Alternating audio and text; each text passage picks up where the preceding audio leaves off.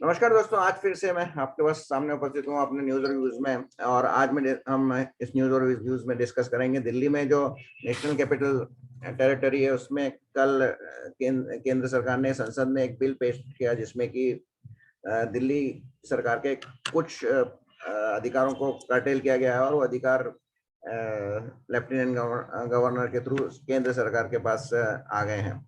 ऐसा जनरली जहां तक मेरा सोचना है जरूरत इसलिए पड़ी क्योंकि अभी जैसे रिसेंटली देखा गया था कि किसानों के आंदोलन में को टैकल करने में कई तरह के अड़ंगे अरविंद केजरीवाल सरकार ने अड़ाए थे और वो अनड्यू तरीके से किसानों को मदद कर रहे थे या फिर उनको उकसा रहे थे, जिससे कि उनको डील करने में दिल्ली पुलिस की को और केंद्रीय गृह मंत्रालय को मुश्किल हो रही थी। साथ ही एक और बात थी कि जब जो डीटीसी है वो दिल्ली के अधीन है और पुलिस को जो उन्होंने दिल्ली पुलिस को जो उन्होंने डीसीटी की बसें दी थी वो एक बहुत ही क्रिटिकल मूवमेंट पर अरविंद केजरीवाल ने विड्रॉ कर ली थी। तो इन सब के चलते ये तो होना ही था कि कहीं कभी न कभी केंद्र सरकार उनके अधिकारों को कर्टेल करती, अन्यथा थोड़ा मुश्किल हो रहा था। और दिल्ली जैसा कि आप जानते हैं कि बहुत ही क्रिटिकल है, कैपिटल रीजन बहुत ही क्रिटिकल है और वहां पर इस तरह से एक मुख्यमंत्री जो असहयोग करे तो प्रशासन चलाना थोड़ा मुश्किल हो जाता है। इससे पहले यदि आप देखें तो सबसे पहले दिल्ली में शायद 1993 में चुनाव हुआ था और वहाँ बीजेपी सरकार बनी थी और मदन लाल खुराना चीफ मिनिस्टर थे। तो उन्होंने ऐसी कोई केंद्र सरकार के लिए दिक्कत पेश नहीं की क्योंकि उस समय भी कांग्रेस की सरकार थी या दूसरे दल की सरकार थी। उसके बाद मदन लाल खुराना ज्यादा नहीं चल पाया, उनको हटा दिया गया और की जगह साहिब चंद वर्मा मुख्यमंत्री हुए। उन्होंने विचित्र तरीके से सरकार चलाई और सुषमा स्वराज को उसके जो सत्र था, उनका जो कार्यकाल था, उसके अंत में सुषमा स्वराज को वापस थोड़ा दिल्ली में बीजेपी को एस्टेब्लिश करने के लिए सत्ता की बागडोर दी, लेकिन कुछ नहीं। और उसके बाद बीजेपी कभी दिल्ली में सरकार नहीं बना पाई। इसके बाद अटल बिहारी वाजपेयी जो प्रधानमंत्री थे तो शीला दीक्षित की सरकार थी, लेकिन ऐसी कोई दोनों के बीच में कंट्रोवर्सी नहीं हुई और अब कोई लड़ाई झगड़ा भी नहीं हुआ, स्मूथली सरकार चलती रही। और फिर 2004 से लेकर 2014 तक तो दोनों केंद्र में और राज्य में कांग्रेस की सरकार थी, तो काफी अच्छा कॉम्बिनेशन था और कहीं कोई दिक्कत नहीं आ रही थी। दिक्कत चालू हुई जब अरविंद केजरीवाल मुख्यमंत्री बने और उनका तो कन्फ्रंटेशनिस्ट शुरू से ही व्यू रहा है और उन्होंने कहीं भी केंद्रीय सरकार को सहयोग नहीं किया। और वो तो सुबह उठते ही मोदी को गाली देना शुरू करते थे, हालांकि उन्होंने अब कुछ कम किया है, लेकिन कहीं ना कहीं केंद्रीय सरकार को ये जरूरी हो गया था कि वो उनके पर कतरे। और आज ये डिस्कस करने के लिए मेरे साथ एक विशेष मेहमान है जिनका मैं नाम नहीं बताऊंगा और वो सामने भी नहीं आएंगे, लेकिन उनके राजनीति व्यूज जानेंगे इस बारे में। तो स्वागत है आपका हमारे इस नमस्ते चैट में। और धन्यवाद मैं बुलाने के लिए। एनालिस्ट की तरह मैं मानता हूँ। तो जैसा मैंने कहा कि आपका क्या क्या विचार है इस बारे में कि क्या केंद्रीय सरकार के लिए मजबूरी हो गई थी कि वो एक नेशनल कैपिटल टेरिटरी के लिए कोई नया के जो सेक्शन 239 है उसमें एक अमेंडमेंट करे और कुछ पर कतरे दिल्ली सरकार के, ताकि प्रशासन सुचारू रूप से चल सके और विशेषकर राष्ट्र की राजधानी दिल्ली में जो कि बहुत ही राजनयिक रूप से और सुरक्षा की दृष्टि से भी बहुत महत्वपूर्ण है। तो क्या कहेंगे आप इसमें? सबसे बड़ी बात यह है कि आप अपनी मनमानी करते रहें तब तक वो सब ठीक है, आपको सेंटर का सहयोग नहीं करना है, वो भी एक तरह से माना जा सकता है। पर जब आप अराजक तत्वों को और देश विरोधी ताकतों को सपोर्ट करने लगे तब आपको ये करना जरूरी हो जाता है। अगर केंद्र सरकार चाहती तो ये चीज 2015, 16, 17, 18, 19 में भी की जा सकती थी। जब मोदी, जैसा आपने कहा कि मोदी को गाली देना सुबह उठने का पहला काम और सोने से पहले लास्ट काम अरविंद केजरीवाल का यही होता था, तो ये तो तब भी किया जा सकता था। पर आज ये इसीलिए किया गया है क्योंकि इन्होंने नहीं उस समय एक्टिवली तो प्रमोट किया है। शायद मुझे लगता था कि उस समय इतना कोई, पहले जो टर्म थी नरेंद्र मोदी की या बीजेपी सरकार की, एनडीए सरकार की, उसमें वो अपने आप को जमाने की कोशिश कर रहे थे और उन्होंने कोई ड्रेस्टिक एक्शंस लेने या कानून बनाना शुरू नहीं किया था। ये प्रॉब्लम तो शुरू हुई सीएए के साथ में मेरे ख्याल से, जब इस हाँ, इस और इस सेकंड टर्म जो जिसको मोदी 02 भी कहते हैं, उसमें शायद शायद जब सारे सुधार और कुछ क्रांतिकारी परिवर्तन करने की कोशिश की, जैसे सीए, आर्टिकल 370 आदि आदि, तब शायद अरविंद केजरीवाल ने अपना रुख और कड़ा कर लिया और कन्फ्रंटेशनिस्ट हो गए। और इसकी अति तो मेरे ख्याल से जो किसान आंदोलन के समय हुई। बिल्कुल, तो वो आई थिंक वही बात है कि जब कन्फ्रंटेशन भी हुआ और इससे देश को नुकसान भी हुआ, तो जब वो होने लगता है तब मोदी और शाह की जोड़ी बहुत देर तक चुप नहीं रहने वाली है। वो कुछ तो ऐसा कदम उठाने ही वाले थे, चाहे वो अभी उठाते चाहे थोड़े दिन में उठाते, पर इनकी पावर्स को रोक लगा के उनको कम करना बहुत जरूरी हो गया। और एनीवेज दिल्ली कुछ स्पेशल नहीं है, अगर बाकी सब यूटीज में भी ऐसा ही है तो दिल्ली में स्पेशल पावर 1990 में कांग्रेस ने और इन्होंने क्यों दी, मेरे को आज तक समझ में नहीं आया। आपने बेसिकली अपने पॉलिटिकल गढ़ में एक अपोनेंट खड़ा करने की जो पॉलिटिकल मूव थी, वो मेरे दिमाग के लॉजिक से बाहर है फ्रैंकली। तो इसीलिए मुझे लगता है कि ये एक तरह से गलती ठीक की जा रही है। बाकी अरविंद केजरीवाल का होना ना होना एक अलग बात है, पर एक बड़ी पॉलिटिकल गलती है जिसको ठीक किया गया है। उसके ऊपर से आज की तारीख में अगर आप देखें तो अरविंद केजरीवाल बहुत ही ज्यादा एंटी बीजेपी हो चुके हैं। फ्रैंकली वो बेसिकली समझ नहीं पा रहे हैं कि उनको करना क्या है। वो हर बार किसी तरह से दिल्ली में जीत जाते हैं, कहीं और उनको जीत मिलती नहीं है। तो इसीलिए आज की तारीख में वो कुछ भी करके किसी तरह से पंजाब या महाराष्ट्र या कहीं उनको एक छोटी सी जगह मिल जाए तो वो उधर का सीएम बनना पसंद करेंगे, पर उनके पास कोई उसके अलावा कोई पॉलिटिकल बेस नहीं है। सही सही कह रहे हैं आप। मेरे ख्याल से ये उनका फ्रस्ट्रेशन है अरविंद केजरीवाल का, क्योंकि पहले उन्होंने जब इससे पिछली बार जब चुनाव हुआ था पंजाब में, मेरे ख्याल से 2017 में, तब उनको आशा हाँ, थी। और सारे सर्वे उनके पूरी जो सर्वे थे वो सारे कह रहे थे कि करीब करीब 100 सीट आएंगी पंजाब में। और उस समय मेरे ख्याल से सिद्धू को भी आम आदमी पार्टी में ज्वाइन करना था और वो शायद चीफ मिनिस्टर बनना चाहते थे, लेकिन वहाँ इतना बड़ा भारी बहुमत आम आदमी पार्टी एक्सपेक्ट कर रही थी, तो खुद केजरीवाल वहाँ का चीफ मिनिस्टर बनना चाहते थे। और तो ये उनकी हार। और उसके बाद अभी जो पंजाब में आपने देखा होगा कि वहाँ के जो स्थानीय लोकल चुनाव है, पंचायतों के चुनाव है, उसमें भी इनफैक्ट बीजेपी ने बेहतर किया है आम आदमी पार्टी से। तो ये उनका फ्रस्ट्रेशन है जो शायद दिल्ली में उनसे उटपटांग कार्य करवा रहा है। आज तो आपने देखा होगा जंतर मंतर पे इनके सभी लोगों ने धरना दिया था, और शायद केजरीवाल धरना पॉलिटिक्स पे लौट आए। अब एक्चुअली अगर आप फ्रैंकली देखें तो इस देश में 2 सीएम ऐसे हैं जो ऑपोजिशन से सरकार में तो आए, हाँ, पर वो कभी कभी चीफ मिनिस्टर बन नहीं पाए। मतलब वो फिर भी पॉलिटिक्स वो ऑपोजिशन वाली ही करते हैं। मतलब विरोधी दलों की। मैं जो समझ रहा हूँ एक आपका इशारा किस तरफ है। आप शायद तो ममता इनको बनर्जी समझ की नहीं बात आता कि कर रहे हैं। सरकार चलाने के लिए दूसरे हथकंडे अपनाने पड़ते हैं और सरकार में आने के लिए दूसरे।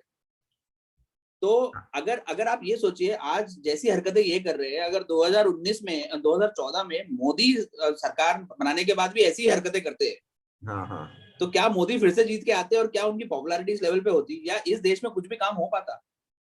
अरविंद केजरीवाल पिछले 5 साल से सिर्फ और सिर्फ लड़ते हैं, चिल्लाते हैं, अपने ऊपर फेक अटैक्स करवाते हैं, और हाँ। उसके बाद किसी अंतरराष्ट्रीय मीडिया को बुला के कोई प्रोपेगेंडा वीडियो बनवा लेते हैं, चाहे वो एजुकेशन पे हो चाहे वो हेल्थ पे हो। जब एक्चुअल काम और डिलीवरी की बारी आती है तो ये सबके सब फेल हो जाते हैं। ये हमने उनका हेल्थ में देख लिया, कोरोना में क्या हुआ। स्कूल में आप देख लीजिए कितनी बुरी हाल है स्कूलों की। एक कोई मॉडल स्कूल कहीं बना लिया तो उसको सारी दुनिया में दिखाते रहते हैं। अब क्या तो शायद वो 400 बच्चों। दिल्ली में एक नया बोर्ड भी बनाने की बात कर रहे हैं।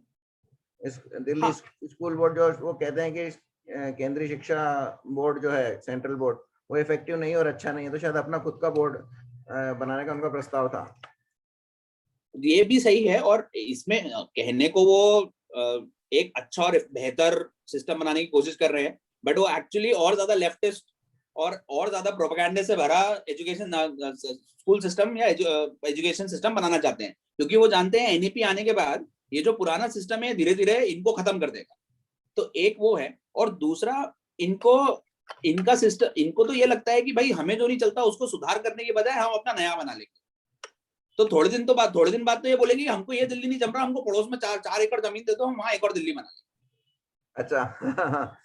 तो नहीं, आपको क्या लगता है एक कि दोबारा जो दिल्ली में अरविंद केजरीवाल जीत के आए तो जनता ने उनको क्यों इतना एक बार फिर से भारी समर्थन दिया? क्या कारण है इसका? क्या फ्रीबीज इसका कारण है, मुफ्त में जो दिया गया? एक अब देखिए, अगर ये बोलेंगे कि हम अगर ये बोले हैं कि मुसलमानों ने मिलकर इनको जिताया और दूसरी तरफ फ्रीबीज, तो यही 2 कारण है। बाकी अगर आप वोटों में भी देख लें तो अपर क्लास में तो वोट गए नहीं है। अगर आप स्पेसिफिकली उनका वोटों का विभाजन करें तो वो बीजेपी के पास गए हैं।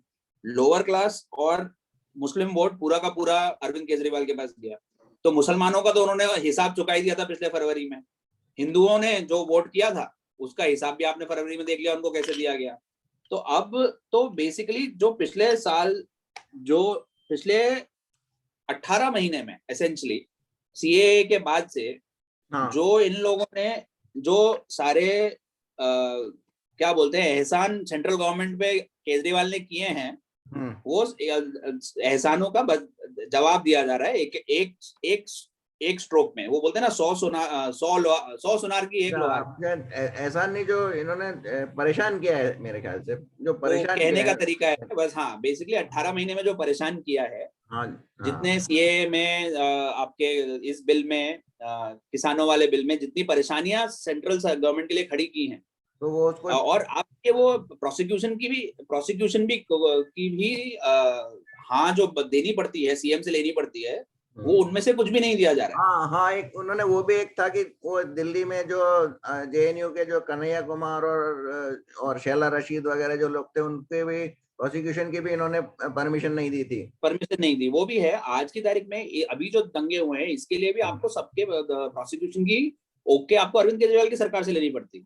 तो हाँ, हाँ। एक जो की हटाई गई है वो ये है कि अब केजरीवाल की जरूरत नहीं है। अगर आपका लेफ्टिनेंट गवर्नर बोल देता है तो आपका प्रोसिक्यूशन हो सकता है। तो इस तरह से इनकी पावर्स इसलिए हटाई जा रही है क्योंकि इन्होंने उसको अब्यूज किया है। अब तो इससे मतलब जो दिल्ली में प्रोसिक्यूशन और जो देश विरोधी ताकतें हैं और जो anti national anti social elements हैं, उन पर अच्छी तरह से दिल्ली पुलिस का शिकंजा कस पाई है, ऐसा आपका मानना है?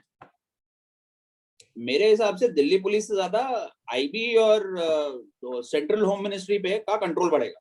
दिल्ली पुलिस तो देखिए वो तो फिर भी मैनेज की जा सकती है, बट असली जो कंट्रोल और जो इनपुट्स आईबी और सेंट्रल होम मिनिस्ट्री को चाहिए वो इनको मिलेंगे। और उसमें ये लोग, क्योंकि इन्वेस्टिगेशन दिल्ली पुलिस क्या करती है वो हमने काफी चीजों में देखा है, पर जो कंट्रोल है वो होम मिनिस्ट्री के पास रहना चाहिए। और they should have all the powers to ensure safety and proper conduct in Delhi, which और will be ये possible by दिल्ली जो कि राजधानी है देश की, वहाँ पे सारे राजनयिक रहते हैं, तो राजनयिक और सुरक्षा की दृष्टि से बहुत इम्पोर्टेंट है। वहाँ पर आप इस तरह का अलाउ नहीं कर सकते हैं। हाँ, मतलब एक ऑल्टरनेट सरकार जो आपसे नॉन स्टॉप कोलिजन कोर्स पे हो वो तो नहीं चल सकती उस जगह।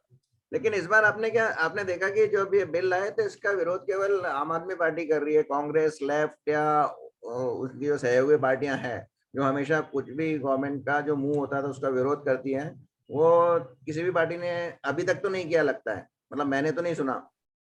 तो इसका कुछ कारण बता सकते हैं आप, ऐसा क्यों हुआ होगा? मेरे हिसाब से लेफ्ट का दिल्ली में कोई वजूद है नहीं, ना ही कभी होने वाला है। वो अपनी जेएनयू की पावर से काफी खुश हैं। जेएनयू में उनका नॉन स्टॉप कंट्रोल है। जेएनयू और अब काफी हद तक डीयू में भी वो कंट्रोल करने लगे हैं। आप वो देखें तो वो उनको वो उससे ज्यादा उनका कभी कुछ होने वाला नहीं है, क्योंकि उनके पास ऑन ग्राउंड लीडरशिप नहीं है। पॉलिटिक्स में, स्टूडेंट पॉलिटिक्स में है, पॉलिटिक्स में नहीं है। नहीं, लेकिन वो ठीक है, वो पॉलिटिक्स की बात अलग है। लेकिन मेरे ख्याल से जैसे जो एक कोरस में दूसरा मोदी विरोध में दूसरी पार्टियां में आ गई थी, उसका इस बार केजरीवाल को सपोर्ट नहीं मिला। और मुझे लगता है कि वो अलग थलग पढ़ते दिख रहे हैं, और इसलिए शायद राज्यसभा में भी सरकार को ये बिल पास करवाने में कोई ज्यादा दिक्कत नहीं आएगी? दिक्कत तो डेफिनेटली नहीं आएगी, क्योंकि वो वैसे भी सारे बिल पास करा लेते हैं। हाँ तो वो कराते हैं, या वो तो बात बट सही है, पर केजरीवाल के साथ दूसरे कोई खड़ा सपोर्ट की आप बात नहीं दिख करें रहा है। तो एंड में देखिए, कांग्रेस को आम आदमी पार्टी कांग्रेस ने ही आम आदमी पार्टी को जितवाया है पिछले 2 इलेक्शन में, क्योंकि वो मुकाबले से बाहर हो गए थे। अब अगर वो इनका support politically it makes sense for them, क्योंकि अगर इनकी पावर कर्टेल होती है तो ये कहीं और तो कुछ कर पाएंगे नहीं। तो एक तरीके से आपने आप को शुरू होने से पहले खत्म कर दिया। चलो। तो मेरे चलो लिए हाँ बोलिए। हाँ, तो मेरे लिए इनका सपोर्ट करना ना करना इज इररेलेवेंट। इररेलेवेंट है। आम आदमी पार्टी अपने वजूद के लिए लड़ रही है, एक जगह से पैसा आता है। अब अगर वो कंट्रोल भी सारे चले जाएंगे तो फिर ये आगे की पॉलिटिक्स जो ये दूसरे राज्यों में करना चाहते हैं वो करेंगे कैसे? अच्छा चलिए, आखिरी में मैं आपसे सवाल पूछता हूँ कि जब 2014 या 2013 में जब दिल्ली में सरकार बनी थी आम आदमी पार्टी की कांग्रेस के समर्थन से, तो वो एक बिल लाना चाहते थे दिल्ली विधानसभा में, जिसकी शायद कॉन्स्टिट्यूशनल परमिशन उनको नहीं थी। तो उसके विरोध में उन्होंने, सरकार ने इस्तीफा दे दिया था। तो क्या इस बार वो कुछ ऐसा करेंगे, या इस बार परिस्थितियां बदली हुई है और वो सत्ता नहीं छोड़ना चाहेंगे दिल्ली की, या फिर अपने आप को महान त्याग और एक योद्धा के रूप में प्रस्तुत करना चाहेंगे? मैं सबसे पहले आपकी लास्ट वाली बात का जवाब दे देता हूँ। हाँ। त्याग और योद्धा उसका आप दिखा सकते हैं कि जिसकी हिस्ट्री वैसी हो या जिसको लोगों ने आज तक देखा और परखा ना हो। हाँ। अरविंद केजरीवाल की हिस्ट्री भी हमको पता है और लोगों ने उनको 2 बार देख परख के वापस भी लाए हैं। तो त्याग और योद्धा वाला एंगल तो आता नहीं है। अब अगर दूसरी बात यह है कि वो छोड़ के विरोध में ये करेंगे, वो नहीं करेंगे, क्योंकि एक बार सत्ता का रस चख लिया है, तो जब तक जहां कहीं और सत्ता नहीं मिलती तो एटलीस्ट जो कंट्रोल में है वो नहीं छूटेगा। बिल्कुल बिल्कुल। तो इसीलिए जो भी XYZ करोड़ साल के आते हैं विभिन्न स्रोतों से, वो क्यों छोड़ेंगे? वो उनकी पावर इतनी भी खत्म नहीं होगी कि उनकी जेब में एक पैसा नहीं आएगा। सही है, सही है। तो छोड़ने वाली बात तो मेरे साथ होगी नहीं। ये लड़ाई करेंगे, चिल्लाएंगे, चीखेंगे, कोर्ट में जाएंगे, सब होगा, पर एंड में कुर्सी नहीं छोड़ेंगे। ड्रामा जारी रखेंगे लेकिन सत्ता नहीं छोड़ेंगे। बिल्कुल, एब्सोल्युट। ठीक है, चलिए बहुत बहुत धन्यवाद आपका हमारे साथ जुड़ने के लिए, आपने समय निकाला। और इसी तरह हम अलग राजनीतिक विषयों पर चर्चा करते रहेंगे।